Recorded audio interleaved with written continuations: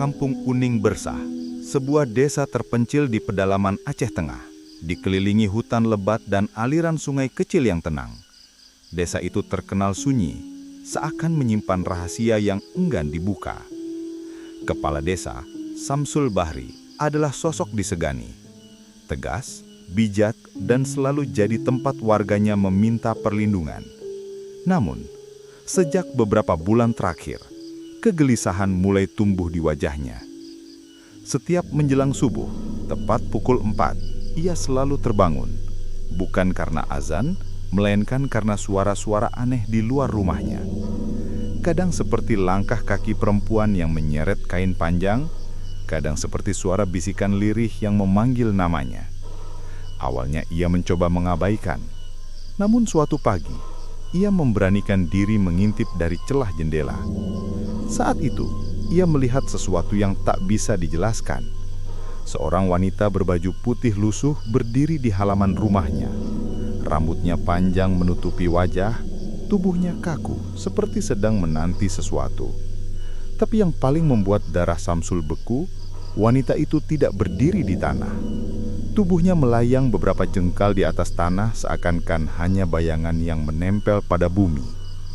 Samsul terdiam, menahan nafas. Sesaat kemudian, sosok itu berbalik dengan gerakan aneh lalu melesat ke arah jalan setapak menuju jembatan Uning Bersah. Jembatan itu punya sejarah kelam. Pada masa konflik, pernah terjadi penyergapan berdarah di sana. Konon beberapa warga desa dituduh mata-mata, lalu dibantai dan mayatnya dibuang ke sungai. Sejak saat itu, orang-orang jarang berani melintas malam-malam. Samsul sempat berpikir bahwa teror itu hanya halusinasi. Namun keesokan paginya, Pak Jafar, seorang warga tua, datang ke Menasah dengan wajah pucat. Ia bercerita melihat sosok yang sama, berdiri di dekat sumur tua desa. Bedanya, menurut Jafar, sosok itu menunduk sambil berbisik pelan, "Air, air." Yang membuatnya semakin menyeramkan. Sumur itu mengeluarkan air asin, padahal kampung itu jauh dari laut. Air asin itu sudah lama menjadi misteri. Para dukun dari desa-desa sekitar sering datang untuk mengambilnya. Mereka percaya air itu punya kekuatan gaib, bisa untuk pengobatan, bisa juga untuk pesugihan. Tapi bagi warga Uning Bersah, air asin itu adalah kutukan. Samsul mulai menyusun kepingan misteri. Sosok wanita itu selalu muncul di waktu subuh, lalu mengarah ke jembatan. Warga juga melihatnya di sumur air asin. Apakah ada kaitan antara roh penunggu desa ini dengan tragedi masa konflik di jembatan? Atau justru air asin itu menjadi jalan masuk bagi makhluk gaib yang kini menebar teror? Malam berikutnya, Samsul mencoba berjaga. Ia duduk di ruang tamu dengan lampu teplok redup. Hening, sampai akhirnya jam menunjukkan pukul 3.59. Udara mendadak dingin, bulu kuduknya meremang. Tepat pukul 4, suara itu kembali terdengar. Kali ini lebih jelas, seperti langkah kaki di atas kerikil mendekat ke rumahnya. Samsul menggenggam doa, menatap pintu depan yang mulai bergetar pelan, seolah ada yang berdiri di baliknya. Dan ketika ia mengintip celah pintu, matanya langsung membelalak. Sosok wanita itu sudah berdiri menempel di pintu, wajahnya rata, tanpa mata dan hidung, hanya mulut besar yang terus berbisik. Air, asin, jembatan, darah. Samsul mundur, tubuhnya gemetar. Sesaat kemudian, pintu rumahnya berderit terbuka sendiri meskipun ia tahu tidak ada angin bertiup. Di ambang pintu, sosok itu melayang.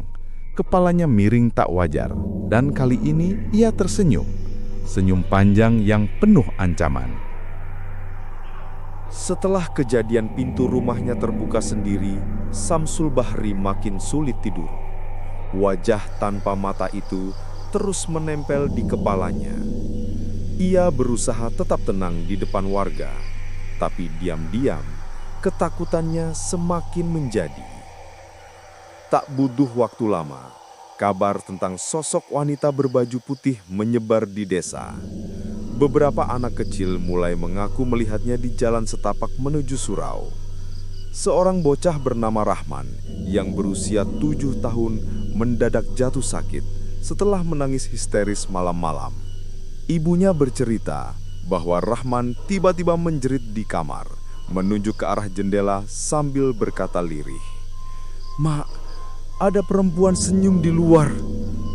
Ketika sang ibu menoleh, jendela itu kosong, tapi kaca jendela berembun. Dan di embun itu tergambar bekas tapak tangan kecil yang tidak mungkin berasal dari Rahman. Sementara itu, seorang pemuda desa bernama Dan juga mengalami kejadian aneh. Malam itu ia pulang dari kantor desa setelah lembur mengurus data administrasi. Jam sudah menunjukkan pukul 11 malam. Jalan desa sunyi. Hanya ada cahaya lampu minyak dari beberapa rumah. Ketika melewati rumah kosong peninggalan masa konflik, rumah yang konon pernah dijadikan tempat penyiksaan, dan merasa ada sesuatu yang mengawasinya. Rasa penasaran mengalahkan takut. Dengan ponselnya, ia membuka kamera, lalu mengarahkan ke arah rumah itu. Klik. Sekilas hasil fotonya biasa saja. Rumah tua, cat terkelupas, jendela terbuka. Tapi saat ia zoom, darahnya seakan berhenti mengalir. Di jendela lantai 2, tampak wanita berbaju putih itu berdiri. Rambut panjang menutupi wajah, tapi kepala miring mengarah ke kamera. Dan langsung gemetar. Ia buru-buru berlari pulang, tapi sepanjang jalan ia merasa ada yang mengikuti. Sesekali ia mendengar suara kain diseret di belakangnya. Padahal ketika ia menoleh, jalan kosong. Keesokan paginya, Dan memberanikan diri menemui Pak Samsul. Dengan wajah pucat, ia menunjukkan foto itu. Pak Samsul menatap layar ponsel dengan sorot mata membeku. Sosok itu jelas bukan bayangan atau efek cahaya. Terlalu nyata, terlalu menyeramkan. Ini bukan sembarangan penampakan, Dan. Suara Pak Samsul bergetar. Sepertinya makhluk itu sengaja memperlihatkan diri. Dan entah kenapa dia memilih kamu untuk menjadi saksi. Kabar itu tak butuh waktu lama untuk menyebar. Beberapa warga mulai takut keluar rumah malam hari. Anak-anak tidak berani lagi bermain di halaman menjelang maghrib.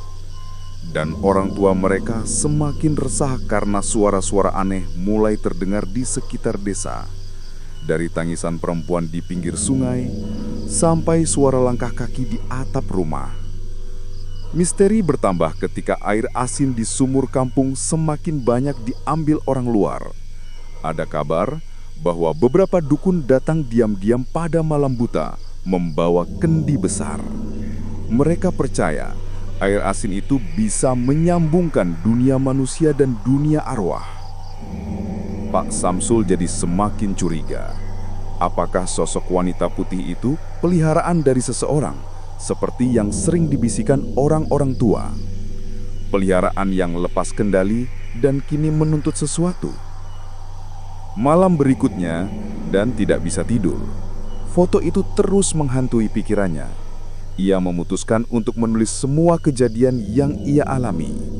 Seolah dengan menuliskannya, beban itu berkurang. Namun, ketika ia mengetik di ponselnya, lampu kamarnya mendadak mati. Gelap. Dan meraba-raba mencari senter. Tapi sebelum ia menemukannya, ponselnya menyala sendiri, membuka galeri foto. Foto terakhir, foto rumah kosong itu tiba-tiba bergerak. Wanita berbaju putih di jendela perlahan menoleh ke arah kamera dan senyumnya melebar. Jantung Dan hampir copot. Ia melempar ponselnya ke lantai, tapi layar masih menyala. Kini, sosok itu sudah tidak ada di foto. Dan menoleh dengan tubuh gemetar. Dari pojok kamar, ia mendengar suara napas pelan, berat, seperti ada yang berdiri di sana. Setelah malam mencekam yang dialami Dan, ia tidak lagi bisa mengabaikan. Bersama Pak Samsul, Ia membawa foto itu ke seorang ustadz kampung bernama Tengku Mahmud, seorang alim yang sudah lama jadi tempat warga bertanya soal hal gaib. Ketika melihat foto itu, Tengku Mahmud hanya menghela napas panjang. Ini bukan hantu gentayangan, bukan pula ruh orang terbunuh di jembatan. Yang kalian lihat ini adalah peliharaan dukun. Pak Samsul terbelalak. Peliharaan? Maksud Tengku, ini bukan arwah korban? Tengku mengangguk pelan. Jin yang kalian lihat itu sengaja ditugaskan untuk menebar takut. Ia tidak akan menampakkan diri kecuali ada yang menyuruhnya.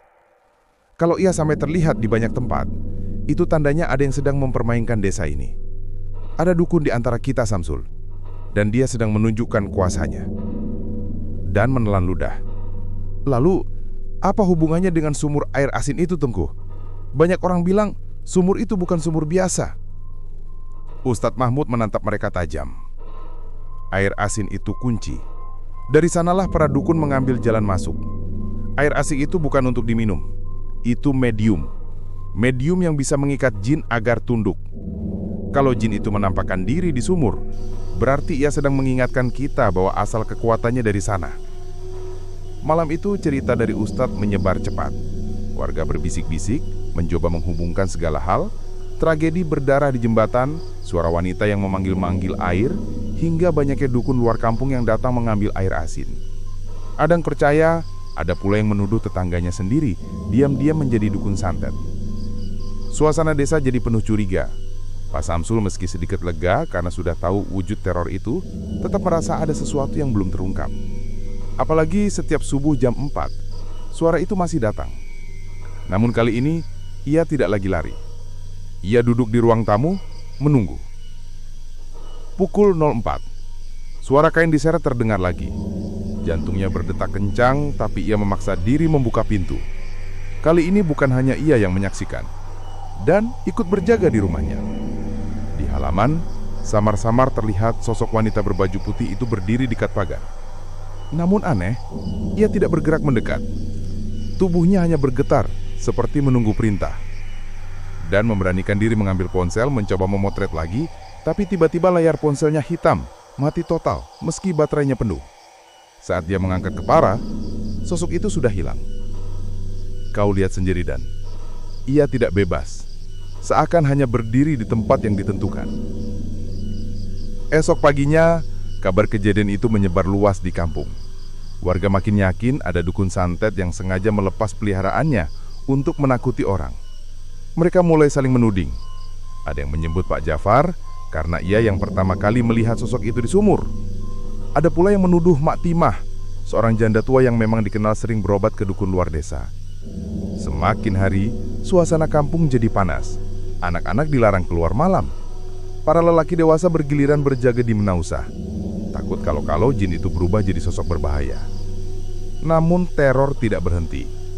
Pada suatu subuh, seorang warga bernama Hasan mendadak pingsan di dekat sumur air asin. Ketika ditemukan, mulutnya komat amit sendiri menyebut kata-kata aneh. Air, asin, jembatan, darah, peliharaan. Orang-orang ketakutan mengira Hasan sudah disantet. Dan semakin yakin ada tangan manusia yang bermain di balik ini semua. Pak Samsul menatap jauh ke arah jembatan Uning Bersah yang berdiri muram di tepi desa. Hatinya bergoncang.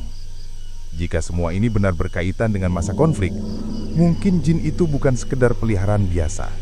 Mungkin ia terikat pada darah yang pernah tumpah di sana.